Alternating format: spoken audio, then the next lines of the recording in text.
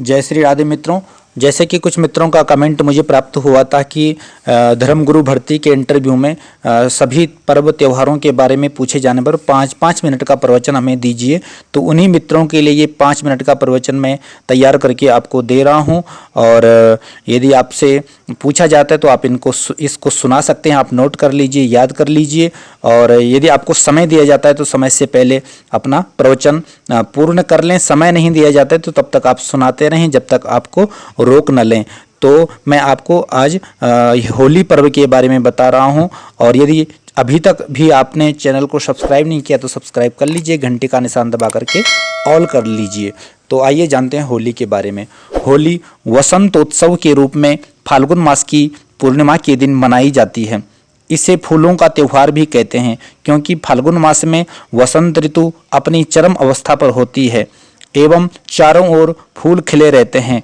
प्राचीन काल में होली केवल फूलों से या फूलों से बने रंगों से ही खेलने का प्रचलन था, परंतु आधुनिक समय में रंगों एवं गुलाल से होली खेलने का प्रचलन बढ़ गया है। होलिका दहन भक्त प्रहलाद की याद में किया जाता है। भक्त प्रहलाद राक्षस कुल में जन्मे थे, परंतु फिर भी वे नारायण के अनन्य भक्त थे, जैसा कि सर्वविदित है। प्रहलाद के पिता हिरण्यकशिपु को उनकी ईश्वर भक्ति अच्छी नहीं लगती थी तथा प्रभु की भक्ति से उनका ध्यान हटाने के लिए हिरण्यकशिपु ने उन्हें नाना प्रकार के जघन्य कष्ट दिए। उनकी बुआ होलिका, जिसको ऐसा वस्त्र प्रदान में मिला हुआ था जिसको ओढ़कर वो आग में बैठने से आग उसे जला नहीं सकती थी। होलिका प्रहलाद को मारने के लिए वह वस्त्र ओढ़कर उन्हें गोद में लेकर आग में बैठ गई थी, परंतु यह आग भक्त प्रहलाद का बाल भी बांका नहीं कर पाई और इस आग में होलिका स्वयं ही जलकर भस्म हो गई, क्योंकि भगवान की कृपा से वह वस्त्र तेज हवा चलने से होलिका के शरीर से उड़कर प्रहलाद के शरीर पर गिर गया।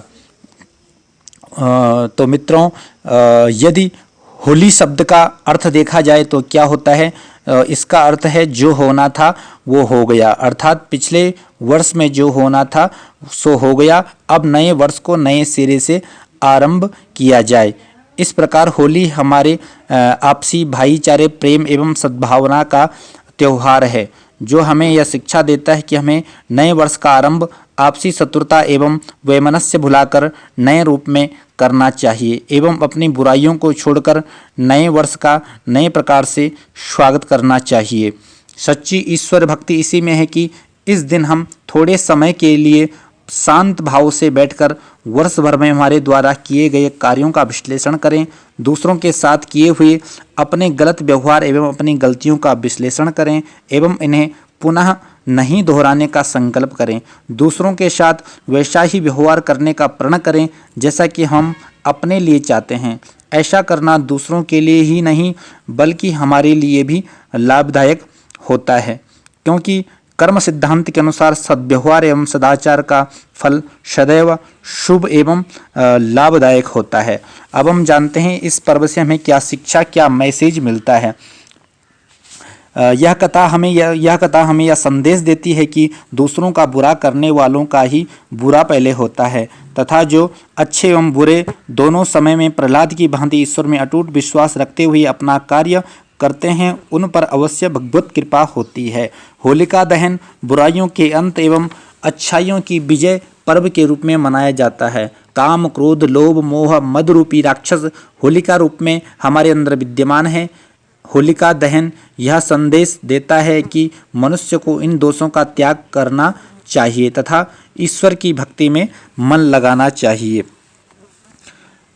होली पर्व के बारे में शास्त्रों में वर्णित वसुधैव कुटुंबकम की भावना को प्रतिपादित करती है। होली यह भी शिक्षा देती है कि यदि मनुष्य उसके भीतर स्थित होलिका के रूप में विद्यमान जो हमारे तमाम तरह के दोष हैं, अवगुण हैं, उन पर नियंत्रण करके ईश्वर द्वारा बनाए गए संसार में उसके नियमों का पालन करते हुए अपना जीवन यापन करते रहें तो सदैव हमारा जीवन निश्चित तौर पर सफलता की ओर आगे बढ़ता है। तो मित्रों, ये था होली के बारे में। तो आप इसको नोट कर लीजिए ताकि आपके ये काम आ सके, और चैनल को सब्सक्राइब कर दें, घंटी का निशान दबा करके ऑल कर दें ताकि हमारे भविष्य में आने वाली वीडियो मिलते रहें।